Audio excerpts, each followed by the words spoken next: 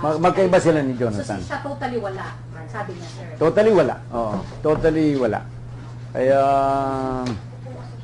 itong si Ronnie Jonathan Caranto kababayan ni Ronnie Dayan at malayo pa raw nga silang magkamag-anak sa Orbis Tondo, Pangasinan. Sir, nasaan na po siya ron? Hindi ko, wala kami alam. Sir, pero sir, kung ang statement ni Caranto is ina-admit lang na nag-deposit for Ronnie, paano po pumapasok yung link kay Secretary de Lima? Paano Yun ang susunod na kwan. Nag-i-start pa nga yung investigation namin eh. So, ang ina-establish is yung pera is paano? Kasi pag halimbawa kung totoo yun, o di syempre, especially the fact that nagpapadeposit si Secretary de Lima dun sa account, o the maliit na pera, tapos biglang lumaki, piniposton mo yun, makakuha na yun, believable na yun. Kasi nung una, pinapadeposit mo eh. So, parang ginagawa mong conduit Sir, si yung dalawa. Since Ronnie Dayan is suspected of being engaged in sa illegal drug trade, and since diba covered naman ng confidentiality yung bank account, but because of the premise na baka ma-involve siya doon, will you secure the of AMLAC in order to look into the contents of these accounts? Papunta pa lang kami doon eh. Actually, So may predicate, crime? may predicate crime na eh. Oo. Na-kwan lang kami. Na-preempt kami ng media. In other words, sir, I mean, that is a path that might be taken Oo. as the developments come pa. Sir, the three other... Kita mo, kung gusto ko lang idiin o magsinungaling kay Secretary de Lima, bakit ko pakukunin ng statement yung dalawa para i-deny yung checking yun? Isipin nyo. Kaya, on the basis of that, kinakailangan ng further verification. Kasi nga, porque nakatunog na ako na baka kuryenteng kami, talagang, bakit i-deny nito? Kasi kitang-kita mo naman sa isang tao, I've been 44 years a practicing lawyer. Alam ko kaagad pag ikaw kinausap ko, kung kinagsisinungaling o hindi. Ngayon, nung sinabi niya, talaga pong wala pong nakadeposit sa akin yan. So, handa mo ba kung patunayan yan? Mag-execute ka ng affidavit? Okay. Ikaw ay bibigyan ko ng abogado sapagkat pwedeng kailangan mo ng abogado because you might be accused. Ay, gusto ko pong linisin yung aking pangalan kaya ako po'y handang mag-execute ng affidavit. At ako may lawyer ka. Yung lawyer daw niya nasa probinsya. So, bibigyan kita ng lawyer. Payag ka ba? Pumayag siya. So, ang balita ko, kinahapunan, dumating din yung lawyer, the private lawyer ni Jonathan. Sir, yung tatlong other witness na hindi empleyado, yung meron na sila mga testimony. Yung tatlong iba pong sinabi. Yung tatlo, hindi ko pa nakikita. Wala po. Hindi pa nakikita. Kasi 5 tao na may kanya-kanyang deposit slip eh. Ang nakita ko lang yun, na taga DOJ. So while you're saying that Boggs and Jonathan might be believable, but you're also not saying they're entirely off the hook because the investigation is still ongoing. And we still don't know the exact content of the amount. Hindi pa talaga sila off the hook. Well, I could not at this stage exclude anyone or include anyone. Kasi nag-investigate pa nga lang ako eh. Masyado lang mabilis ang media eh. Pero sir, parang how does it make sense kung nakamari? Diba si Boggs po, diba dininay po niya na she was depositing, pero at the same time, we had this piece of document that saying na parang nabili pangalan niya dun sa deposit slip. Parang how does that po, Well, sinabi ko nga siyempre magko-cross-examine ka sa isang sigurado kang hindi ka nagsisinungaling, hindi mo ako binobola. Sigurado po ako nun. Kahit ipakita ko ako sa iyo yung mga deposit slip sa pangalan mo. Wala naman po akong matatanda ang deposit slip sa pangalan ko eh. So, nang i-confront ko siya sa deposit slip, talagang dininay niya. At kinunan nga siya, handa ka ba ako magka-polygraph test? Opo. So, yun ang mga mark ng honest witness. At ganun nga nangyari, I was just informed few minutes ago na pumasa yung dalawa sa polygraph test sa NBI. So, hindi sila nagsisinungaling. When did you meet Jonathan, sir? What particularly, and when did you meet Paul? Ang mga araw ngayon, Friday na po ngayon, sir.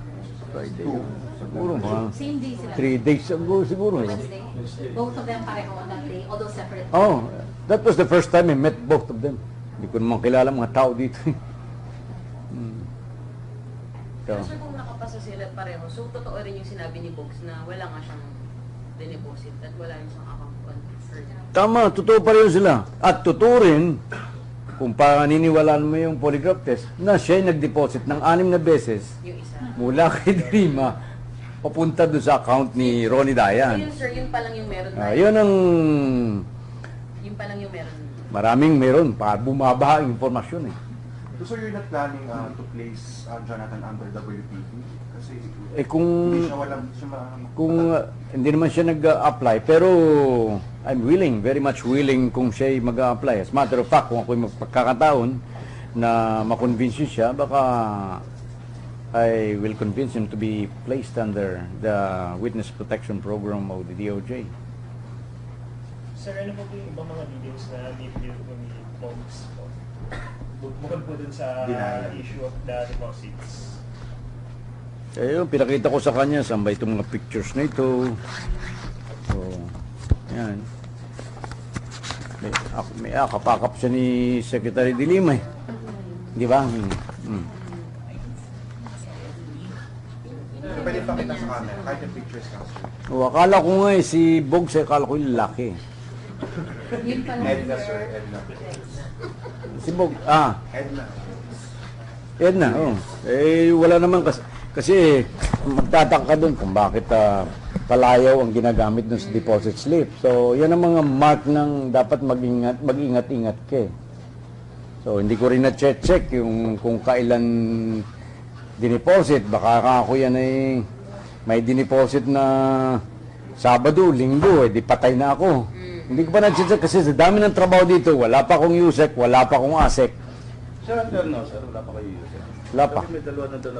Isa. Yung isa is starting ngayon kasi although he was appointed 1 week in August, ayaw naman niyang mag-assume gawa ng ghost man. Sir, yung 88 million that you talked about, ito yung amount na ito covered by deposit slips. Yes, so kasi 5 tao sila eh. Dalawa lang si Caranto at saka si Oboyes. Eh. And lahat ito, sir, yung accounts, pangalan, allegedly, kasi ito na yung informasyon, no? Allegedly pangalan po ni Ronnie. No, hindi pangalan ni Ronnie. Sir, yung pinaka-account mismo, sir, ha? Hindi, walang pangalan si Ronnie dito. Hindi, yung account, sir, yung... Kahit yung account, hindi, wala. So, hindi. Ibang pangalan. Yung, siyempre, account nung nag-deposit. Yeah. Account nung nag-deposit, merong Caranto, yan, 7. Sa account niya yan. Oo. But with respect to the others, Walang Ronnie dyan. walang Ronnie dito. Wala ring Delima, sir. Wala rin. So, the short and long of it all, sir, is... I am telling the truth. Kaya wala akong dapat ikatakot Sir, you have na other, the secretary will give me hell. so sir, meron pa kayong ibang information na magli-link sa kanya? Marami. The links of what kind of Sa, information, sir? sa susunod na yun. Ongoing validation yan. Sir, mga information na pumapasok, o meron ka ng mga validated? Actually, bago kayo pumasok nandito ang head ng PDEA. Marami. So may na-confirm sa inyo, sir, yung PDEA about kay Secretary? Ang dami. Kaya kailangan niya ako ng lawyers kasi ang daming gagawin. Ano, sir, yung sa PDEA? Ano yun? Well, siyempre, pagdating sa PDEA, siyempre, yung mga drug lords yan, di ba? So, yan ang magkukonek. May information ang PDEA na binigay sa inyo na validated na pag-establish ng links Well, validated nila, pero pag sa amin, ibabalidate pa ulit namin. Links ni Secretary to drug lords. Hindi ganun. Paano, sir? Later na lang.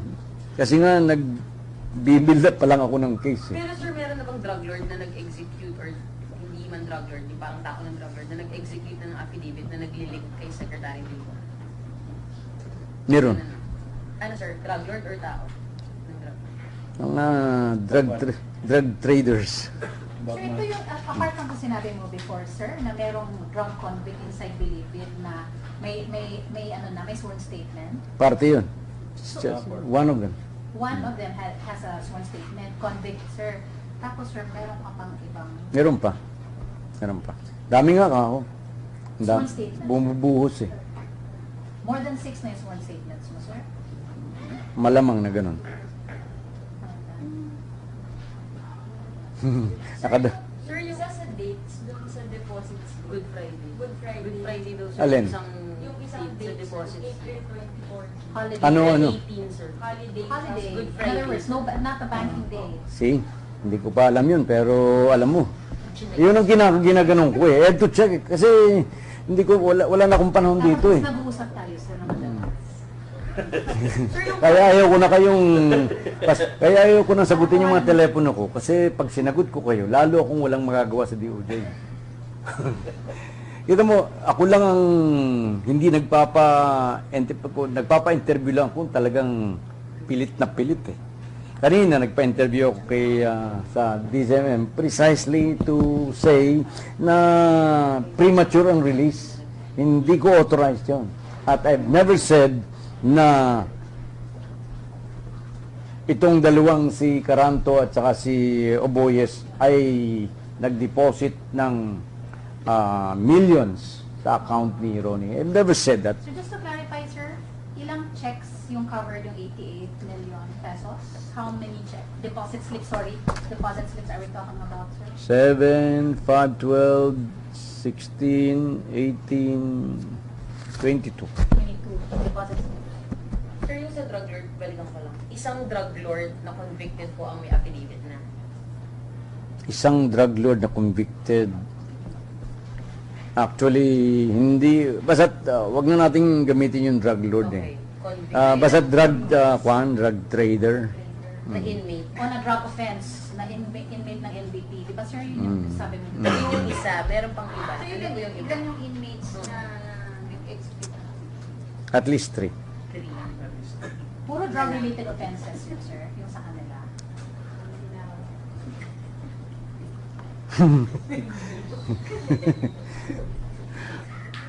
Sir, linking the secretary or linking Dayan lang? Hintayin na lang yung i-release ko yung affidavit. Sobra na yung haba ng story nyo ngayon. eh. Kaya, sir, kaya, sir, kaya. Kaya, sir. Willing. No, sir, because we have, at least, sir, para hindi maging cause for disinformation and misinformation, those 3 affidavits executed by these convicts inside Bilibid na drug-related yung offenses, ano yung link na in-establish, sir, as far as Dayan only or Delima? At least, sir, klaro, sir, diba? So, how far is the link? Pwede naman i-supplement nila yun, sir. So, for now, sir, how far is the link, sir? Yung direct link, Secretary? no comment. Directly. Kasi yung ibang istorya naman yun eh. Dito lang tayo eh. Diba? Masyado mahaba yung istorya ninyo. Then, para, bayan muna kaming mag-verify. Kita mo, putsa. Biyernes Santo. So, Ang pinagtataka ng iba, bakit daw yung kampo ni Secretary de Lima mas nauna pang nakakuha ng informasyon dun sa sinabi ng dalawa. So, ibig sabihin yan, kumuha doon, pag sa NBI, na-feed ka agad sa kanya, Or and sinabi then, mo, sir? kaya nga, precisely. Kasi yan niya, ang dami-dami pa niyang mga tao niyan. Sir, pero sir, yung tatlo, sir, para hindi lang kami magkamali, at least sa level ni Dayan, safest naman, sir, yung tatlo, yung sworn statements. At least a level na. Yeah. Para safe na lang, sir, no? Pero, At the very least. Direct link kay Ronnie. Tama, sir? At least, sir. Parang ayaw naman sa iba. Oh, sure, sir, mahirap, sir. Mahirap. Implicating them, in him. To my kwan, sa opinion ko, nag-implicate sa kanilang dala. Dalawa, okay. Sa may opinion. Safe naman yung word na yun. Kaya hindi tama yung sinasabi niyang I and Director Giran are making ourselves used by people to discredit her. Kung i-discredit ko siya bakit ko babaguhin? Bakit papayag ako ipadala sa NBI para lang itanggi yung mga deposit slips? Dapat pasalamat sa akin. Di ba? Pero sir, kung ganyan po sir, is it still correct to say na the two DOJ employees are witnesses against the Lima? Pero wag niyong sabihin na porke discredited itong mga deposit slips, wala nang ibang deposit slip. Maliit lang ito. Maliit lang. Maliit lang. Aabot ng bilyon. Aabot ng bilyon ang pinag-usapan na halaga involved sa droga na nag-implicate sa dalawa. Ngayon, ikaw nagsabi niyan, ha? Hindi ako sabi na. Sabi mo, aabot ng bilyon. Hindi, ang sinasabi ko lang, si 88 million lang yan. Pero, itong sinasabi nila hindi totoong kwan. Pero, kung makukuha natin yung totoong deposit, aabot ng bilyon. Yun ang sinasabi ko. Pero sir, hindi mo pa... Kaya lang, hindi natin makukuha yan, gawa ng meron tayong Bank Secrecy Act. Di ba? Sir, taga... Unless tutulungan tayo ng AMLA. Yeah. Would you, sir, Would you what? put up the AMLA? Everything na kinakailangan as long as legal, gagawin namin. Sir, may sinabi ka, porke discredited tong mga deposit slips, wala nang ibang deposit slips. So, sinasabi ba natin na hindi nga po totoo yung... Ito lang sabi ko, no? Yun ang sinabi ko, no? Pero it doesn't mean, kasi mayroon bang deposit slip mo, sinasabi mo na Biyernes Santo. Sinong maniniwala ka ba dun sa deposit slip na yun? So at least yung particular deposit slip na yun, parang masasabi mong discredited. With respect to the others, I don't know, hindi ko pa nga nasusog. Wala pa akong katulong Yung pag dumating na yung aking magagaling na Yusek, patay sila. Sir, billions, ba sinabi mo? Plural ba yan, sir? Billions? Yung kanina, sir. Oh. Wag mo nang i-plural. Tama na yung billion. Malaki na yun Malulunod na tayo dun So, paano kayo nagkaroon ng ganong estimate na maaabot ng billion? Trust me. Sir, there are talks na may iba pang employees kayong kinukuha na ng statement. Wala.